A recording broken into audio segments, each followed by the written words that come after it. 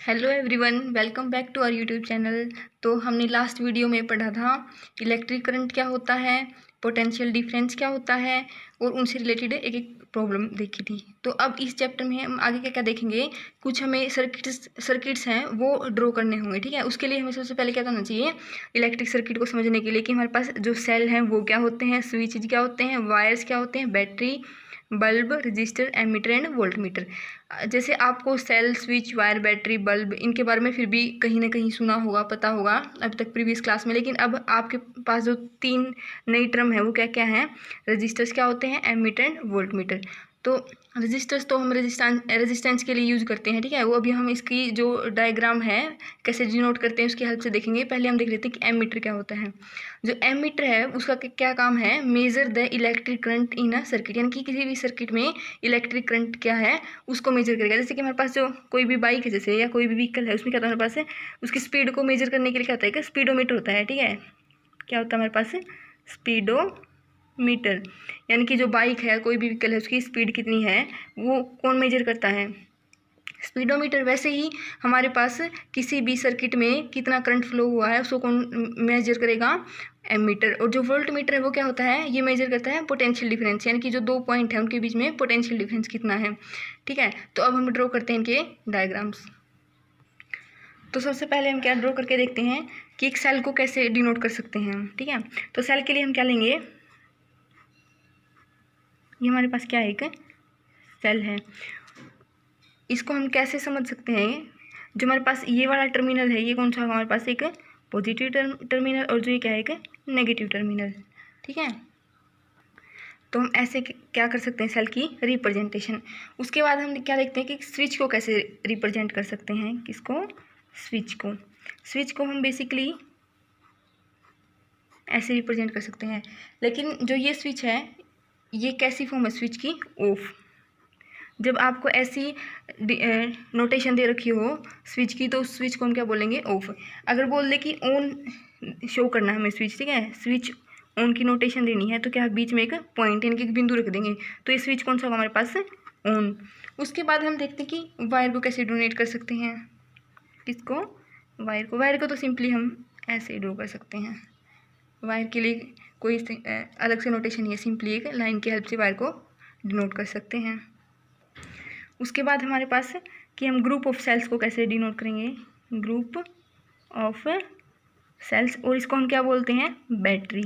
Battery क्या होती है हमारे पास है, ग्रुप ऑफ सेल्स। तो इसको डिनोट करने के लिए हम क्या करेंगे, तो इसको हम कैसे डिनोट करेंगे, ग्रुप ऑफ सेल या बैटरी को, इससे पता चल रहा है नाम से कि ग्रुप ऑफ सेल्स, यानी कि इसमें क्या है, एक से ज़्यादा सेल है हमारे पास। भाई ये क्या हमारे पास है, पॉजिटिव टर्मिनल है, ये क्या हमारे पास है, नेगेटिव टर्मिनल है, तो ये हमारे पास क्या है, बैटरी। उसके बाद हम क्या देखते हैं कि जो हमारे पास बल्ब है उसको कैसे डिनोट कर सकते हैं। तो जो बल्ब है उसको हम ऐसे डिनोट करेंगे, ये किसकी नोटेशन हमारे पास है, बल्ब की। बल्ब के बाद हम क्या देखते हैं कि हमने क्या पढ़ा था, रेजिस्टेंस या रजिस्टर, उसको कैसे डिनोट करेंगे, उसकी नोटेशन क्या है। तो जो रेजिस्टेंस या रजिस्टर उसको कैसे करते हैं, हमें जिग जैग लाइन से शो करते हैं। ये किसकी नोटेशन हमारे पास है, रेजिस्टेंस की। अब हमारे पास क्या बचता है कि हम एमीटर को कैसे शो करेंगे, वोल्टमीटर को कैसे शो करेंगे, उसकी सीख लेते हैं नोटेशन। तो ऐसे सर्कल में हम भी लिख दें, यहाँ पे हमारे पास क्या है, प्लस सिंबल, यहाँ पे माइनस, तो हमारे पास क्या है, वोल्टमीटर की नोटेशन, वोल्ट मीटर। ऐसे ही जैसे सर्कल में हम ए लिख दें, कैपिटल ए, एक साइड हमारे पास क्या है प्लस, एक साइड हमारे पास क्या है माइनस, तो हमारे पास ये किसकी नोटेशन है, एम मीटर की,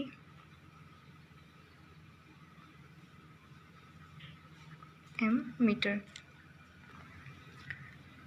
तो अब एक बात बताओ मुझे, जैसे हमने पढ़ा था वोल्ट मीटर और जो करंट है उसके लिए हम क्या बोल सकते हैं कि जो जैसे जैसे हम वोल्टेज को डिक्रीज़ करेंगे ना तो हमारा करंट भी डिक्रीज़ करेगा, ठीक है।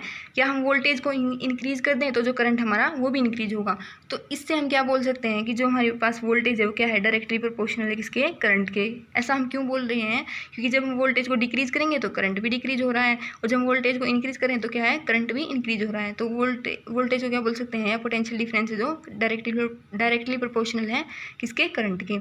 हम इसको ऐसे भी लिख सकते हैं कि वी, अब इसको क्या है, करंट की जो नोटेशन है कि आई इसको हम क्या ले आएंगे वी के डिवाइड्स में, तो V divides by I equals to constant, ठीक है। इसकी ये क्या है एक, यानी कि V is directly proportional to I, इसी की क्या है अलग से फॉर्म है, हम इसको ऐसे भी डिनोट कर सकते हैं।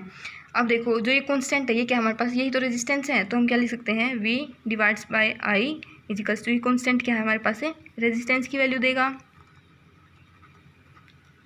और जो ये हमने रिलेशन है वो हमने ग्राफिकली शो कर रखा है, यानी कि ये हमारे पास क्या है करंट, ये हमारे पास क्या है पोटेंशियल डिफरेंस, ठीक है। यानी कि जैसे जैसे करंट इंक्रीज करेगा पोटेंशियल डिफरेंस भी इंक्रीज करेगा, ठीक है। तो यानी कि ये हमारे पास क्या होगी एरो ऐसे जाएगी। अब देखो इसकी हेल्प से हम ओम्स लॉ को डिफाइन करेंगे, और जो हमने रेजिस्टेंस पढ़ा है इसके ऐसा यूनिट क्या होगी हमारे पास ओम, और इसको हम कैसे डिनोट करते हैं इस सिंबल से, ऐसा यूनिट ऑफ रेजिस्टेंस इज ओम। अब देखते हैं कि हमें ओम्स लॉ क्या बताता है। ओम तो जो ओम्स लॉ है उसको हम कैसे डिफाइन कर सकते हैं। Ohm's law, the potential difference in a circuit is directly proportional to the current flowing through it, यानी कि जो ओम्स लॉ क्या बोलता है जो पोटेंशियल डिफरेंस यानी कि वी क्या है वो डायरेक्टली प्रोपोर्शनल है जिसमें करंट फ्लो करेगा। वही जो हमने अभी लिखा था यानी कि V divides by I equals to R, हम इसको ऐसे भी लिख सकते हैं, मैथमेटिकली फॉर्म है ओम्स लॉ की। ओम्स लॉ क्या बोलता है जो पोटेंशियल डिफरेंस है वो डायरेक्टली प्रोपोर्शनल है करंट के, जो कि उस सर्किट से या जो वायर है उससे फ्लो करेगा। और हम क्या बोल सकते हैं जैसे कि हमारे पास point A and point B है, अगर हमारे पास यहाँ पे जो पोटेंशियल डिफरेंस है वो 1 वोल्ट हो और जो करंट है जो हमारे पास करंट फ्लोइंग है वो 1 एम्पियर, तो हमारे पास रेजिस्टेंस है वो कितना होगा 1 ओम। ये ऐसे भी निकाल सकते हैं जैसे इसमें हमने सिंपली वैल्यू पुट की, वोल्टेज भी हमारे पास 1 वोल्ट है यानी पोटेंशियल डिफरेंस भी 1 वोल्ट है और जो करंट है वो भी 1 एम्पियर है, तो हमारे पास सिंपली ये भी बोल सकते हैं जो रेजिस्टेंस है वो कितना होगा हमारे पास 1 ओम। इसके साथ ही हम जो अगर मान लो हमें किसी सर्किट में करंट है उसको इंक्रीज या डिक्रीज करना है तो उसको हम कैसे कर सकते हैं, एक डायग्राम की हेल्प से समझते हैं उसको। अब जैसे कि हमारे पास ये डायग्राम है, इसमें मान लिया कि जो इसने क्या है वोल्टेज को फिक्स कर दिया, ठीक है, यानी कि पोटेंशियल डिफरेंस क्या है फिक्स है। उसके बाद ये बोलते कि करंट को हम इंक्रीज या डिक्रीज कैसे कर सकते हैं without changing it's potential difference, तो हम क्या करेंगे ये जो रेजिस्टेंस है उसको चेंज कर देंगे, ठीक है। तो क्या बोल सकते हैं जब भी हमें किसी सर्किट में हमें कंट्रोल करना है करंट को बिना चेंजिंग किए उसके पोटेंशियल डिफरेंस में, तो हम किसको चेंज कर सकते हैं उसके रेजिस्टेंस को, ठीक है। तो हम क्या बोल सकते हैं कि जब किसी कंपोनेंट में या किसी सर्किट में हमें करंट कंट्रोल करना है उसकी वोल्टेज को चेंज किए बिना, तो जिस जिस रेजिस्टेंस का हम यूज़ करेंगे उसको हम क्या बोलेंगे वेरिएबल रेजिस्टेंस, यानी कि इसमें हम क्या कर रहे हैं रेजिस्टेंस को चेंज कर रहे हैं ना कि उसकी वोल्टेज या पोटेंशियल डिफरेंस को, ठीक है। यानी कि जब भी किसी सर्किट में हम करंट को कंट्रोल करते हैं कैसे अलग अलग रेजिस्टेंस की हेल्प से, उसकी जो पोटेंशियल डिफरेंस हो उसको क्या कर दिया फिक्स, तो जो अलग अलग रेजिस्टेंस है उसको हम क्या बोल देंगे variable resistance. A component used to control current without changing the voltage of circuit is called variable resistance। एक आपको पता होगा हमारे पास होते हैं क्या कंडक्टर एंड इंसुलेटर। जो कंडक्टर होते हैं वो क्या होते हैं बेसिकली कि वो इलेक्ट्रिसिटी को पास कर होने देते हैं, ठीक है, यानी कि ईजिली वो इलेक्ट्रिसिटी को पास करवा देते हैं, ठीक है। कंडक्टर क्या होता है हमारे पास से इलेक्ट्रिसिटी पासेज ईजिली, लेकिन जो इंसुलेटर है वो क्या होते हैं अलाउ नहीं करते इलेक्ट्रिसिटी को पास होने के लिए, डोंट अलाउ इलेक्ट्रिसिटी टू पास। इनकी जो कंडक्टर है या इसको हम सिंपली गुड कंडक्टर भी बोल सकते हैं, वो क्या होते हैं जो इलेक्ट्रिसिटी को ईजिली पास होने दें, और जो इंसुलेटर वो क्या होंगे जो इलेक्ट्रिसिटी को पास ना होने दें।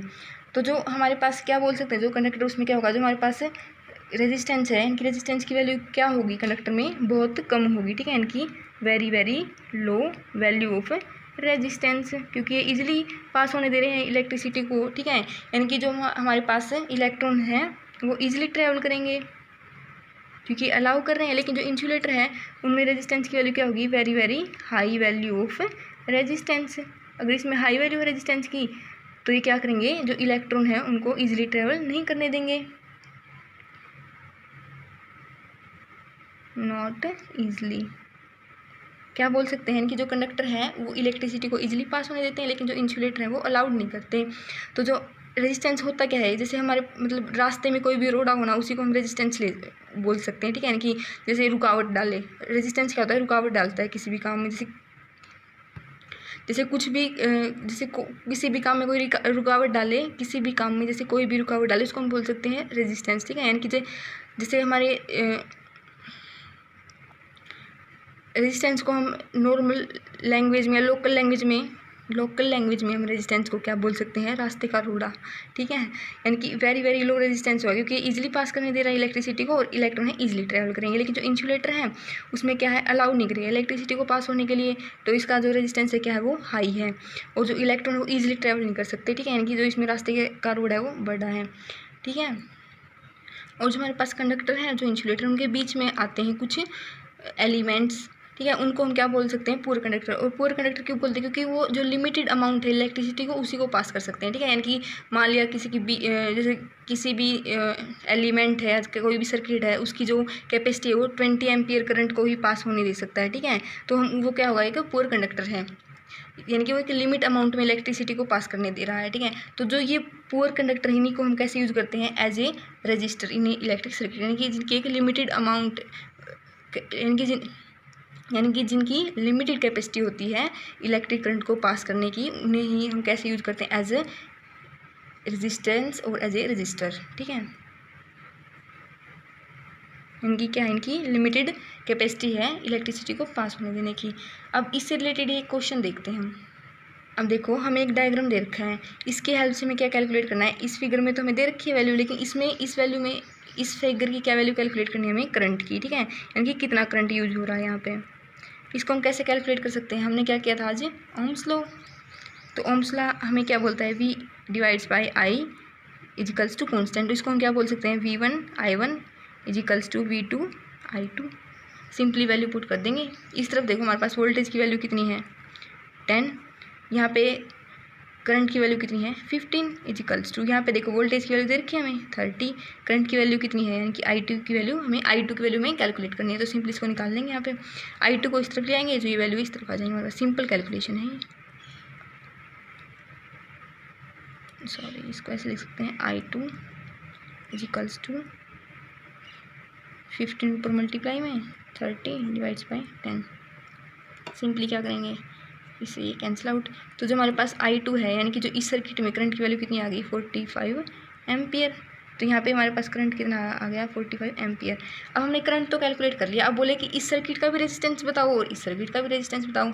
अभी हमने फॉर्मूला किया था, उसी से निकाल लेंगे। क्या था formula, V divides by I equals to R। अब देखो, इसमें हमें V की वैल्यू पता है, I की वैल्यू पता है, तो निकाल दो रेजिस्टेंस की वैल्यू कितनी होगी। वोल्टेज कितनी है, 10 वोल्ट, और जो हमारे पास करंट कितना है, 15 एम्पियर इजिकल्स टू रेजिस्टेंस। तो निकालोगे यहाँ से क्या बोल सकते हैं हम, रेजिस्टेंस की वैल्यू कितनी आ गई, 5 2 ज़ा 10, 5 3 ज़ा 15, यानी कि 2/3 ओम। इसमें भी सेम वैल्यू तो वही आनी है रेजिस्टेंस की। अब मैं ऐसा क्यों बोल रही हूँ कि इसमें भी सेम वही वैल्यू आनी है रेजिस्टेंस की, क्योंकि एक दूसरे से कनेक्टेड ही इसलिए है क्योंकि इनका जो रेजिस्टेंस है वो सेम है। अब आप इसकी कैलकुलेट करके देख लीजिए, इसकी जो वैल्यू है यहाँ पे पोटेंशियल डिफरेंस की हमारे पास कितनी है, 30। वही फॉर्मूला लगा रहे हैं, V divides by I equals to R। और जो करंट है कितना है, 45 इजिकल्स टू R। 15 से डिवाइड करेंगे, 15 2 ज़ा 30, 15 3 ज़ा 45। तो यहाँ से हमारे पास जो रेजिस्टेंस है उसकी वैल्यू कितनी आ गई, 2/3 ओम्स। तो देखो यहाँ पे भी रेजिस्टेंस की वही वैल्यू है 2/3 ओम्स, और यहाँ पे भी कितनी है, 2/3 ओम्स। तो ऐसे हम कैलकुलेट कर सकते हैं। तो आज के लिए इतना ही। जो आगे टॉपिक्स हैं हम किस में सीखेंगे हमारी नेक्स्ट वीडियो में। Thank you. Please like, share and subscribe my YouTube channel.